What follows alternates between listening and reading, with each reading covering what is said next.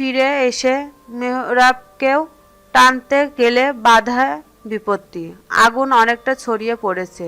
মেহরাবের পায়ে জুতো স্পর্শ করেছে রীতিমতো। সাফাত হন্তদন্ত হয়ে প্রবেশ করে, কোনো মতে মেহরাবকে টেনে বাহিরে বের করে আনে।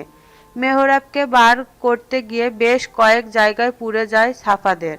দীর্ঘ সময় পার হয়ে গেলেও ফায়ার সার্ভিসের লোকজনের কোনো খবর না পেয়ে হতাশ হয় সাদাব। সে দুর্বল হার্টের রোগী।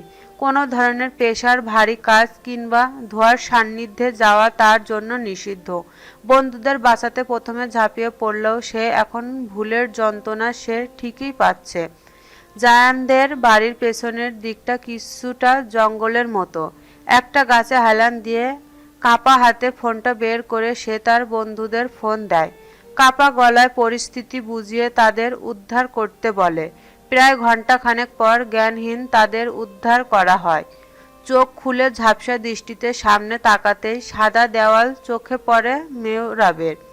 পাশ ফিরতেই চাইতেই মাথায় তীক্ষ্ণ যন্ত্রণা শুরু হয়। তার জ্ঞান ফিরতে দেখে মুখে আঁচল চেপে কান্না করে ফেলছে মেহরাবের মা। মেহরাবের মস্তিষ্ক সচল হতেই সে তড়িৎ বেগে লাফিয়ে ওঠে।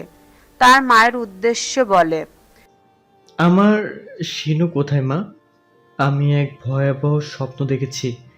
আমি দেখেছি বিধ্বস্তি আগুন আমার সমস্ত সুখ জ্বালিয়ে অঙ্গার করে দিছে। আমার শিনু ঠিক আছে মা? মেহরাবের মা কিছু জবাব দেওয়ার পূর্বেই তার বাবা কেবিনে প্রবেশ করে। মেহরাব কিছু বলার পূর্বেই তিনি বলে ওঠেন, নিঃসন্দেহে তুমি একটা খারাপ সময়ের মধ্যে দিয়ে যাচ্ছ, তবে এই মুহূর্তের আবেগে ভেসে সিদ্ধান্ত নেওয়ার সময় নেই। আমি তোমাকে হেল্প করতে চাই, বিনিময়ে তুমি আমার সত্য মানবে। তুমি কি রাজি? মেহরাব উদ্ভ্রান্তের ন্যায় বলে, আমার তাসিনাকে লাগবে বাবা, বিনিময়ে সব শর্ত কবুল। ছেলের দিকে তাকাতেই মেহরাবের বাবার বুকটা ফেটে যাচ্ছে। তবে এই মুহূর্তে তিনি শক্ত না হলে কতগুলো জীবন এলোমেলো হয়ে যাবে তার হিসাব তিনি নিজেও জানেন না। কণ্ঠে কঠোরতা এনে তিনি বললেন, তাহসিনা ইজ নো মোর। আমরা তার অক্ষত দেহাবশেষ উদ্ধার করতে পারিনি। মেহরাব কিছু সময়ের জন্য থমকানো দৃষ্টিতে তাকায়। সে চোখে সর্বদা রাগের অগ্নিশিখা দেখা যায়। সে চোখে কেবল এক নারীর জন্য অশ্রু সজল হয়ে উঠেছে। হৃদয়ের তীক্ষ্ণ যন্ত্রণার প্রলেপ চেপে স্পর্শ প্রতীয়মান। মেহরাবের বাবা ছেলের কাজ ঝাঁকিয়ে ডাকেন। মেহরাব পলক ঝাপটাতেই চোখের অশ্রু গাল বেয়ে গড়িয়ে পড়ে। মেহরাব বিড়বিড়িয়ে কিছু একটা বলে। এদিক ওদিক অস্থির দৃষ্টিতে তাকাতে তাকাতেই ভায়োলেন্ট হয়ে ওঠে। শেষ পর্যন্ত তাদের ঘুমের ওষুধ খাইয়ে ঘুম পাড়িয়ে রাখা হয়।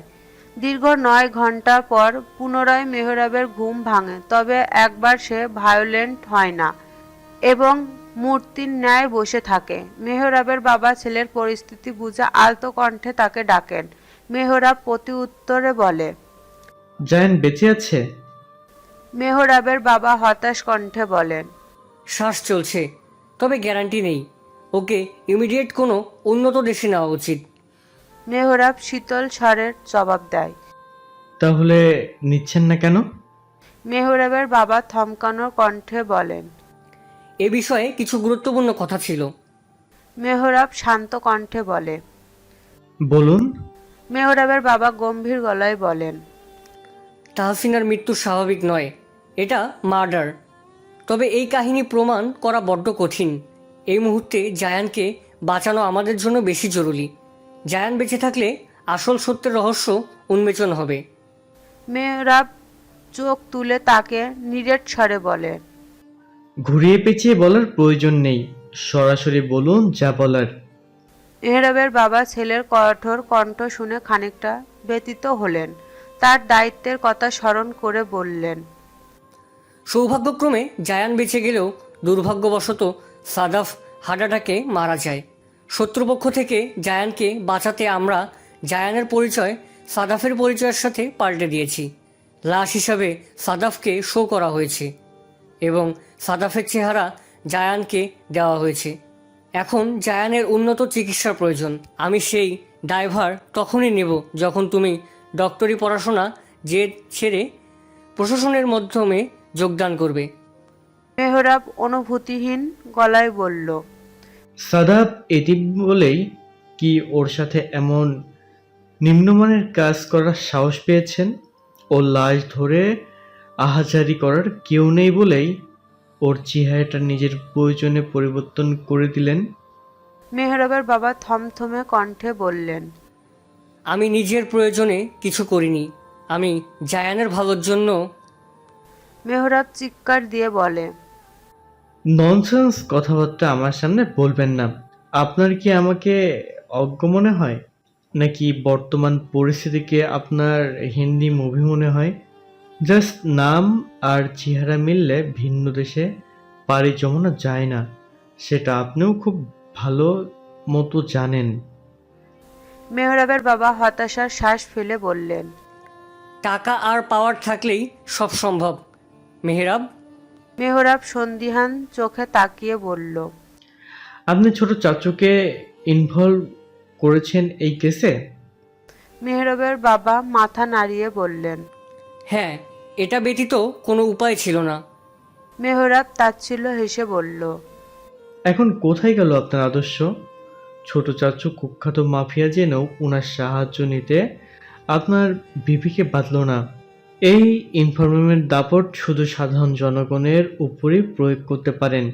কাজের বেলায় সব অকর্ম ঢেকি। এরকম পেশায় আপনি আমাকে আনতে চাইছেন? মেহরাবের বাবা রেগেমেগে বললেন, তুমি লিমিট ক্রস করছো। এই ইউনিফর্মের গুরুত্ব এবং মর্যাদা বুঝতে হলে তোমাকে আমার অবস্থানে আসতে হবে। দুর্নীতি সবখানে আছে, তাদের শায়েস্তা করার জন্য শক্তপোক্ত কলিজা নিয়ে জন্মানো বাঘের কমতি আছে বলেই আমরা পরাজিত। তুমি মাফিয়া পদে নিজের নাম লিখাতে চাওনি, জন্য বিদেশে যেতে চেয়েছো।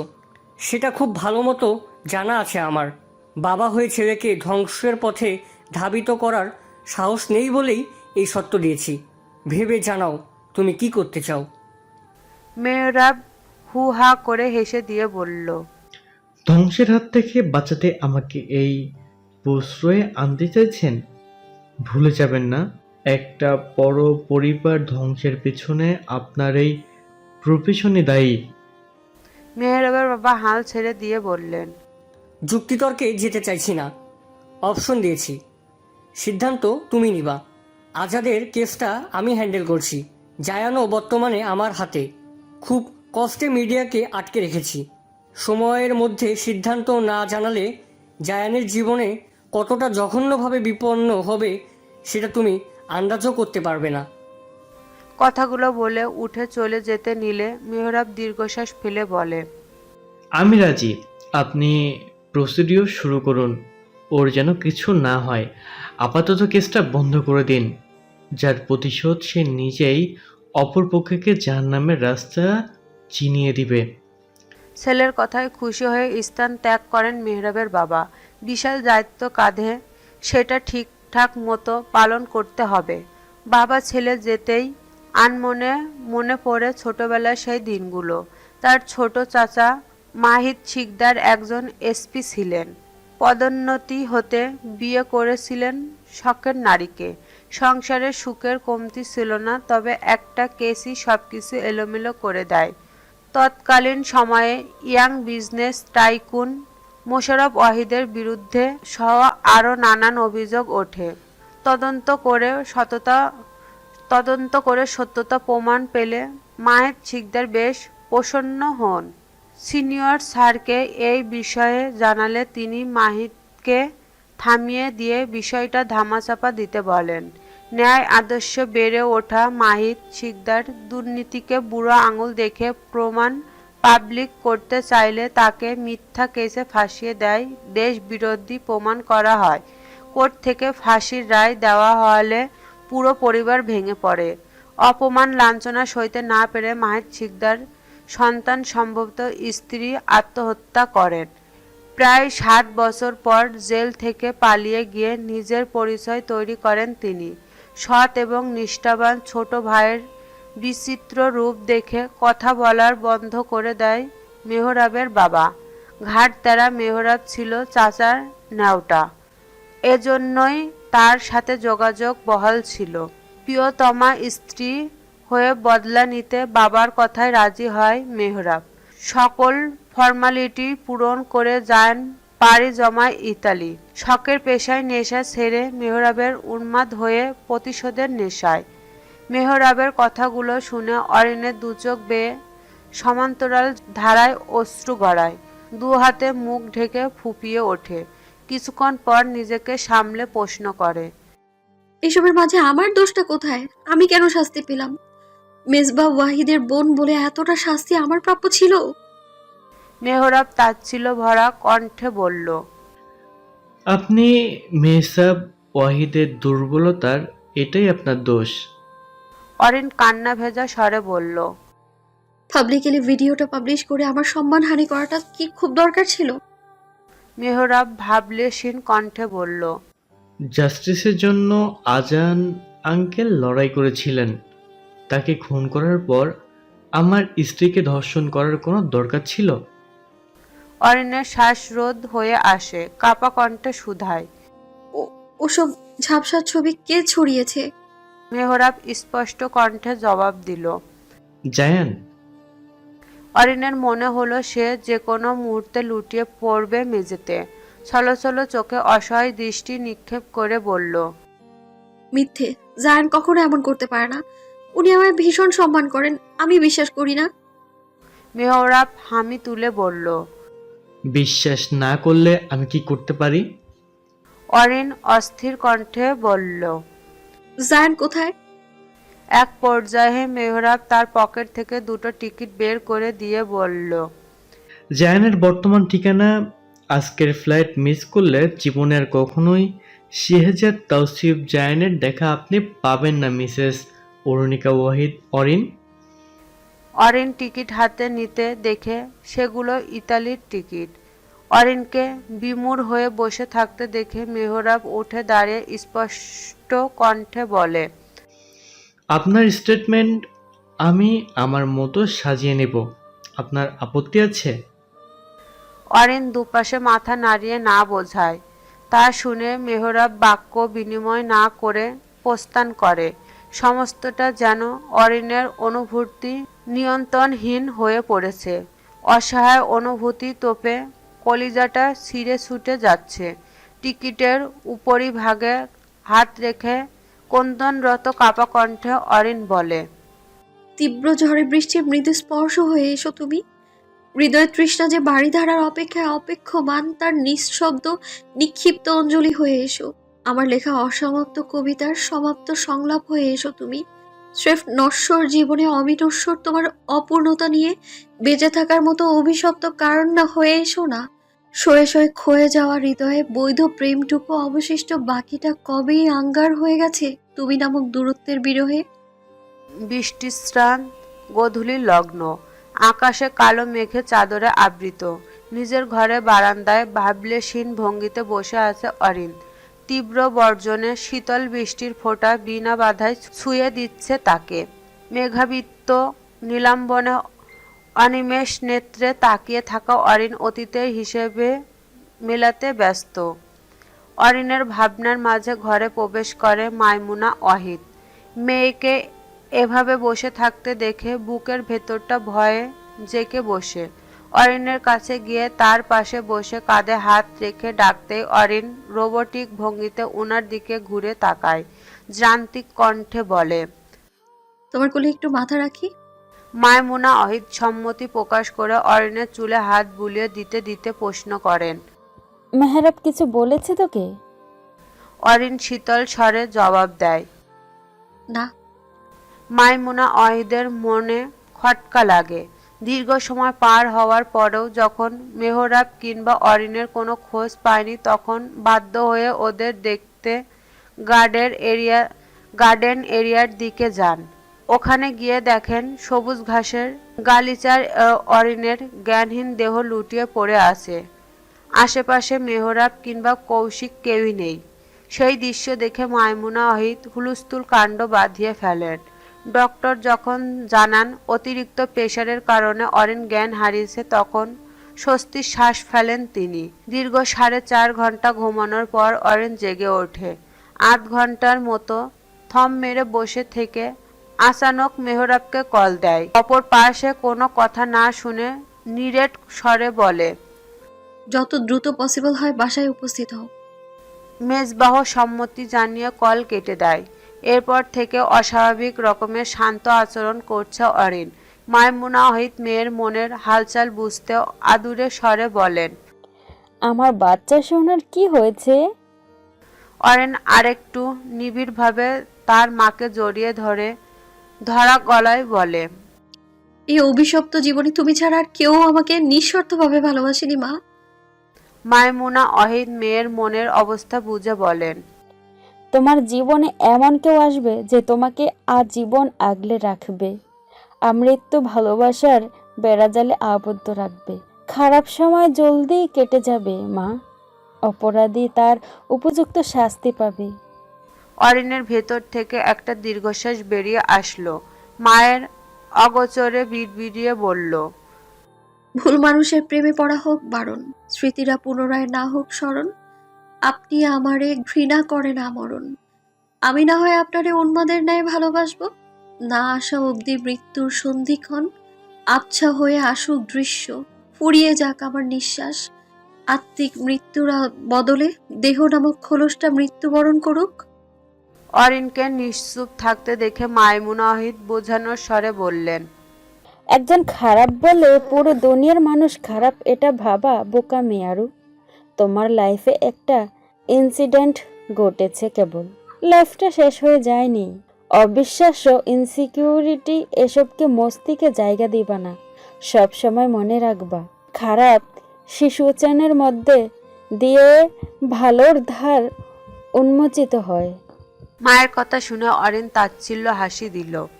পুনরায় বিড়বিড়িয়ে বলল, এখন আর করি না ভালোবাসার খোঁজ, হৃদ পেয়ালায় জন্মে অবিশ্বাস রোজ। যে শহরে আছে ওয়াদা ভঙ্গের রেওয়াজ, পূর্ণতা সেথায় কেবলই কথিত আওয়াজ। অরিনের ভাবনার মাঝে মাইমুনা ওহিদ বললেন, সোফিয়া এসেছে, তোমার সাথে দেখা করতে চাইছে। তুমি যদি অরিন যান্ত্রিক স্বরে বলল, আমি কারোর সাথে কথা বলতে চাই না মাম্মাম, তোমার সময় থাকলে একটু আমার পাশে বসো। মাইমুনা ওহিদ কথা বাড়ালেন না। দীর্ঘশ্বাস ফেলে অরিনের মাথায় মাসাজ দিতে শুরু করলেন। মেজবাহ অপেক্ষায় ডাইনিং রুমের বিশাল সোফাটায় চোখ বুজে গা এলিয়ে বসে আছে অরিন। তার সামনের সোফাটায় দোয়ার বই হাতে বসে আছেন সোফিয়া। অনেকক্ষণ ধরে অরিনের মনোযোগ আকর্ষণের বৃথা চেষ্টা করে ব্যর্থ হয়ে এখন বই পড়ছে সে। আচমকা গাড়ির হর্নের শব্দ ভেসে আসতেই চোখ মেলে তাকায় অরিন। সোফিয়া উৎসুক চোখে তাকায় গেটের দিকে। মানুষটাকে দেখার জন্য তো ছুটে এত দূরে ছুটে আসা, তাকে দেখে মেজবাহর রিয়াকশন কেমন হবে ভাবতেই মনের মধ্যে শত শত প্রজাপতির ডানা মেলে উঠতে লাগলো। অরিনের অপেক্ষার প্রহর শেষ করে দিয়ে পরিশেষে মেজবাহ অন্দরমহল প্রবেশ করে। অরিন স্থির দৃষ্টিতে তাকিয়ে থাকে ভাইয়ের দিকে। মেজবাহকে ভীষণ ক্লান্ত দেখাচ্ছে। ঘামে ভিজে শার্টটা শরীরের সাথে লেপ্টে আছে। সাজানো গোছানো চুলগুলো এলোমেলো হয়ে আছে। চোখ দুটো সামান্য ঢেকে গেছে। নির্ঘুম রাত কাটানোর ফলস্বরূপ চোখের নিচের ডার্ক সার্কালও পড়েছে। অন্য সময় হলে অরিন ছুটে গিয়ে আহ্লাদি স্বরে দুঃখ প্রকাশ করত, অনিয়মের জন্য ভাইকে কড়া গলায় শাসন করত, কিন্তু আজ তার কিছুই করল না। নিশ্চুপ ভঙ্গিতে বসে থেকে কেবল অপলকভাবে চেয়ে থাকলো মেজবাহর মুখের দিকে। মানুষের বাহ্যিক অবয়নের পেছনে লুকায়িত পশু সত্তা আদৌ খালি চোখে দেখা যায়। মানুষের ন্যায় অবয়ব থাকলে মানুষ হওয়া যায় না, মানুষ হতে মনুষ্যত্ব লাগে। কথাটা আনমনে বিড়বিড় করে অরিন। মেজবাহ প্রাণছন্ন অরিনের জীবন্ত লাশের ন্যায় হয়ে যাওয়াটা কোনোভাবে মানতে পারছে না। কোথাও না কোথাও অরিনের এই অবস্থার জন্য মেজবাহ দায়ী। এই চিরন্তন সত্য অস্বীকার করা যায় না। আফসোসের লেলিহান শিখা মেজবাহর অন্তঃপট জ্বালিয়ে ছারখার করে দিচ্ছে ক্রমাগত। কয়েক কদম এগিয়ে গিয়ে হাঁটু গেড়ে বসে অরিনের হাত দুটো নিজের হাতের মুঠোয় নিয়ে নরম স্বরে মেজবাহ বলে। বাবুই পাখি। অন্য সময় হলে এমন আদুরে ডাকে অরিন আবেগে আতফুল্ল হয়ে যেত। কণ্ঠে আহ্লাদ ঢেলে হাজার খানেক আবদার জানাতো, কিন্তু আজ অরিন নির্বিকার। মেজবাহ চোখের দিকে নিষ্পলক চোখে তাকিয়ে গম্ভীর গলায় শান্ত স্বরে প্রশ্ন করে। তুমি কি রেপিস্ট দাবাই? মাইমুনা অহিত পানির গ্লাস হাতে ওদিকটায় আসছিলেন। অরিনের কথা শুনে হাত ফসকে পুরো গ্লাসের ট্রে ঝনঝন শব্দে ভেঙে গুড়িয়ে যায়। কাজ ছড়িয়ে পড়ে ড্রয়িং রুমের আনাচে কানাচে। সোফিয়া হতবিলম্বল দৃষ্টিতে তাকায় অরিনের দিকে। মেজবাহও রীতিমতো হকচকিয়ে ওঠে। অরিনের নিরেট স্বর শুনে স্পষ্ট বোঝা যাচ্ছে সে সবকিছু সম্পর্কে অবগত। মৃত্যুকে ভয় না পাওয়ায় মেজবাহর হৃদয়ে আচমকা অরিনকে হারানোর ভয়ে জেগে ওঠে। তবে কি জায়ান অরিনকে সব জানিয়ে দিয়েছে? এমন প্রশ্ন মেজবাহর মস্তিষ্কে নাড়া দেয়। সেসব আর জিজ্ঞেস করা হয়ে ওঠে না। মেজবাহ চোখ নামিয়ে ফেলে মেঝেতে দৃষ্টি নিবদ্ধ করে। তার কাছে অরিনের প্রশ্নের কোনো উত্তর নেই। সে কখনো কোনো নারীর সম্মানহানি করেনি, তবে তার সঙ্গীদের কখনো বাধাও দেয়নি। সরাসরি নিযুক্ত নয়, তবে ইঙ্গিত জোগানো মানুষকে কি রেপিস্ট বলে আখ্যা দেওয়া যায়? যদি যায় তাহলে মেজবাহও তাই। মেজবাহকে থম মেরে বসে থাকতে দেখে অরিন আবারও প্রশ্ন করে। কতজনের সম্ভ্রম হানি করেছো তুমি? আর কতজনের কাছে তোমার অন্যায়ের খেসারত স্বরূপ আমার ইজ্জত ভ্রষ্ট হবে? মেজবাহ চোখ খিচিয়ে বন্ধ করে ফেলে। অরিনের কথাগুলো জ্বলন্ত কয়লার ন্যায় কর্ণকুহরে আঘাত হানছে। দাঁতে দাঁত চেপে সে আসন্ন ঝড় সামলানোর প্রস্তুতি নিতে থাকে। বুকের ভেতরটা ধড়ফড় করছে। সত্য স্বীকার করতে গিয়ে কিছু একটা তাকে আটকে দিচ্ছে। অরিন এতক্ষণ শান্ত থাকলেও মেজবাহর নির্লিপ্ততা এবার রাগে চেঁচিয়ে ওঠে। মেজবাহ কলার ধরে ঝাঁকিয়ে শক্ত কণ্ঠে প্রশ্ন করে। নিজের অহংবোধ অক্ষুণ্ণ রাখতে আর কজন নিরপরাধীকে শাস্তি হত্যা করেছো তুমি? জবাব দাও, কথা কেন বলছো না? মেজবাহ ফাঁকা ঢোক গিলে কলারে আস্তিনে থাকা অরিনের হাত দুটো ছাড়িয়ে নিতে নিতে বলে। শান্ত হও বাচ্চা, তুমি অসুস্থ সেটা ভুলে যাচ্ছ কেন? আমি অতীতে যা করেছি সেটা অন্যায় ছিল, কিন্তু এখন তো আমি শুধরেছি। তুমি অরিন পুনরায় চেঁচিয়ে বলল। শুধরেছো? সিরিয়াসলি দাভাই? হাহ, আমিও কার থেকে কি আশা করছি? যার জন্ম পরিচয় নেই সে কি করে ভালো মানুষ হবে? যার মায়ের চরিত্র খারাপ, সে যে নিজে জারজ সন্তান, তার থেকে আদৌ ভালো কর্ম আশা করা যায়? অরিনের কথাগুলো তীরের ন্যায় বিধে হৃদয়ে। মেজবাহ অবাক হয়ে অস্পষ্ট স্বরে বলে। ওরও মেজবাহ কথা শেষ করার পূর্বেই জোরালো এক থাপ্পড় পড়ে অরিনের গালে। থাপ্পড়ের আঘাতে অরিন সামান্য হেলে যায়। মেজবাহ চকিত নয়নে তাকাতেই দেখে রাগের রণমূর্তি হয়ে দাঁড়িয়ে আছে সোফিয়া। মেজবাহ উঠে দাঁড়িয়ে সোফিয়াকে কিছু বলতে নিলে সোফিয়া হাত উঁচিয়ে থামিয়ে দেয় তাকে। গলার জোর বাড়িয়ে রাগী স্বরে বলল। নিজের লিমিট ভুলে যেও না অরু। উনি তোমার বড় ভাই হয়। সম্মান দিতে না জানলে কথা বলার দরকার নেই, কিন্তু যা তা বললে আমি মোটেও মেনে নেব না। অরিনকে থাপ্পড় মারার দৃশ্য দেখে মাইমুনা অহিত রেগে যায়। হুঙ্কার ছেড়ে বললেন। নিজের পাপিষ্ট স্বামীর পাপ ঢাকতে আমার মেয়েকে আঘাত করার সাহস কি করে হয় তোমার? আজীবন শাশুড়ির সাথে নরম গলায় কথা বলা সোফিয়া আজ যেন সমস্ত শিষ্টাচার ভুলেছে। সে দ্বিগুণ হারে চেঁচিয়ে বলল। আমার স্বামী পাপী হয়ে জন্ম নেয়নি মা, তাকে পাপী বানিয়েছেন আপনি, আপনার স্বামী আর এই সমাজ। নিজেদের দোষ ঢাকতে লজ্জা করে না? মাইমুনা ওয়াহিদ তেরে এসে বললেন। আমি ময়মুনা ওয়াহিদ, তোমার জারজ স্বামীকে নিজ সংসারে জায়গা দিয়েছি, বড় করেছি নিজের সন্তানের মতো, মাথার উপর ছাদ দিয়েছি, তার সকল চাহিদা পূরণ করেছে, তাকে সম্মান দিয়েছি। এরপরেও এসব কথা বলা তোমার সাজে না সোফিয়া। সোফিয়া তাচ্ছিল্য সহিত হেসে সোজা সাপটা বলে। স্নেহ মমতার সময় সেসব দিয়েছিলেন মা। মাইমুনা অহিদ কিছুটা থতমত খেয়ে যায়। সোফিয়া সেদিক থেকে নজর সরিয়ে অরিনের দিকে দৃষ্টি নিবদ্ধ করে গম্ভীর গলায় প্রশ্ন করে। তুমি তোমার মা বাবার অনাকাঙ্ক্ষিত সন্তান। তোমার নাকুচু অহংকারী পিতা তোমাকে চায়নি। তোমার মাকে জোরপূর্বক অ্যাবর্শন করাতে চেয়েছিলেন, কিন্তু তোমার মা মোশাররফ ওয়াহিদকে ব্ল্যাকমেল করে তোমাকে বাঁচিয়ে রাখেন। এইসব সত্য তুমি জানতে অরিন। মাইমুনা অহিত রাগে অন্ধ হয়ে চেঁচিয়ে বললেন। সোফিয়া, অরিন হতবিহ্বল হয়ে একবার মায়ের দিকে তাকায়, একবার ভাবির দিকে তাকায়। সোফিয়া তাচ্ছিল্য হেসে পুনরায় বলে, তুমি অনাকাঙ্ক্ষিত সন্তান এই সত্যটা আজ 21 বছর পর জানলে, অথচ আমার স্বামী জারজ এটা সে জ্ঞান হবার পর থেকে শুনে আসছে। এখানে মেজবাহর কি দোষ ছিল অরিন? তোমার শোকল্ট বাবা চরিত্রহীন, সেটার দায়ভার নিশ্চয়ই আমার স্বামী নয়। তোমার মা কোন ভিত্তিতে আমার স্বামীর শৈশব নষ্ট করেছে সেই প্রশ্নের উত্তর দিতে পারবা? কেউ কোনো কথা বলে না। সোফিয়া সবাইকে নিশ্চুপ দেখে হুহা শব্দ তুলে হাসে, কন্তনরত গলায় তাচ্ছিল্য মিশিয়ে বলে, এই সমাজ খুব সহজে মেজবাহদের দোষী সাব্যস্ত করে, কিন্তু আসল প্রেক্ষাপট কেউ ঘাটিয়ে দেখতে চায় না। মেজবাহ জারজ এটা যেমন সত্য, তোমার বাবা ঘরে বউ রেখে বাহিরে নষ্টমী করে বেরিয়েছে এটাও তেমন সত্য। মেজবাহ পাপী এটা যেমন সত্য, মেজবাহকে পাপ করতে তোমরা উস্কিয়েছো এটাও তেমন সত্য। দিন শেষে মেজবাহ খারাপ, অথচ মুখোশধারী তোমরা পবিত্র মুখ হিসেবে পরিচিতি পাও। সত্যটা অনুধাবন করে দেখো, নিজেকে নর্দমার কীটের চাইতেও অধম বলে মনে হবে, কিন্তু আফসোস তোমাদের তো বিবেকবোধ নেই। তোমরা কেবল পারো অন্যের দোষ ত্রুটি বিচার করতে।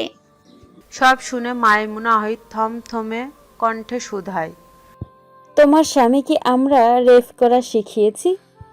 সোফিয়া জ্বলন্ত চোখে তাকে শীতল স্বরে বলে, মেয়েদের সম্মান করা শিখিয়েছিলেন কখনো? আরে আপনার তো সময়ই ছিল না মেজবাহ ওয়াহিদের জন্য। আপনি নামমাত্র তার মা হওয়ার চেষ্টা করেছিলেন কেবল মোশাররফ ওয়াহিদকে কাছে টানার জন্য। যখনই উদ্দেশ্য সফল হলো, অরিন আপনার গর্ভে এলো, তখনই আসল রূপ দেখালেন আপনি। রীতিমতো মেজবাহকে যা তা বলে ভুল করতে বাধ্য করলেন।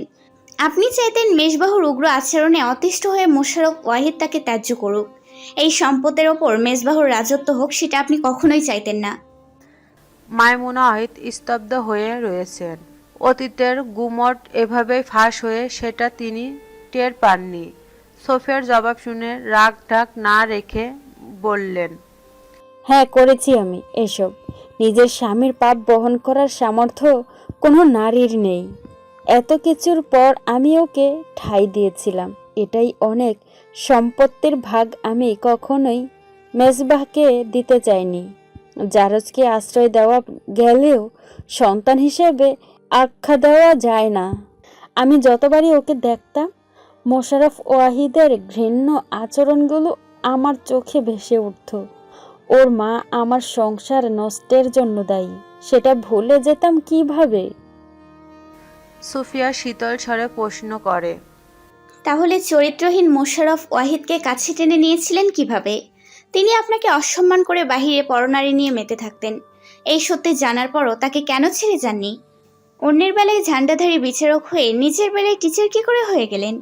শুধুমাত্র ওয়াহিদ নেমট্যাগ, ফেম, সম্পত্তি, লাক্সারিয়াস লাইফ, এসবের জন্য মোশাররফ ওয়াহিদের 7 খুন মাফ। মেইন কালপ্রিটকে ঘৃণা করতে পারেনি কেন? সুফিয়াকে উন্মাদের ন্যায় দেখাচ্ছে। মেজবাহ সাহস করে তাকে সরিয়ে আনতে গেলে সোফিয়া শান্ত সুরে বলে, আমার কথা শেষ হয়নি মেহরাজ। অরণ্যের বোঝা উচিত, ভ্রমের দুনিয়া থেকে বেরিয়ে সত্যটা জানা উচিত। আজ আমাকে বলতে দিন প্লিজ। মাইমুনা অহিদ খুব ভালো মতো টের পাচ্ছে ওনার অন্যায়গুলো, কিন্তু মস্তিষ্ক সেটা মানতে নারাজ। নিজের অহংকার বোধ ধরে রাখলে মেজবাহকে দোষ দিয়ে বললেন, আমার মেয়ের শ্বশ্রমহানির পেছনে মেসবাহ দায়ী। আমি বলেছিলাম অরিনকে বাইরে না পাঠাতে, কিন্তু সে ইচ্ছাকৃতভাবে অরিনকে পাঠিয়েছে। সে জানতো অরিনের উপর অ্যাটাক হওয়ার সম্ভাবনা প্রবল, তবুও কড়া সিকিউরিটি রাখেনি। মেসবাহ কেবল ভালোবাসা দেখানোর অভিনয় করেছে। আসলে সে অরিনকে সম্পত্তির ভাগ থেকে বঞ্চিত করতে শত্রুদের সুযোগ করে দিয়েছিল। সোফিয়া হাসি আটকে রাখতে পারল না, সশব্দে হেসে ফেলল। কিছুক্ষণ পর তাচ্ছিল্য ভরা কণ্ঠে বলল, আপনার মেয়ে সম্মান হারিয়েছে তার নিজের গৃহীত ভুল পদক্ষেপের জন্য। মেজবাহ শত্রুর কাছে আপনার মেয়ের ইজ্জত বিকিয়ে দিতে যায়নি।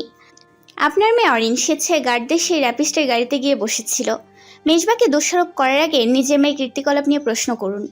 মেজবা খুব সহজ টার্গেট আপনাদের কাছে, এজন্যই অন্যের দোষগুলো চোখে পড়ে না। মাইমুনা ওয়াহিদ আর কোনো কথা বলতে পারলেন না। ওনার মাথায় নতুন প্রশ্ন উকি দিয়েছে। এতক্ষণ সবার তর্ক বিতর্ক নীরবে শুনে যাওয়া অরিন শীতল স্বরে বলল, আমার ক্ষয়ক্ষতির জন্য আমি দায়ী। ভুলবশত আপনাদের দিকে আঙুল তোলার জন্য দুঃখিত আমি।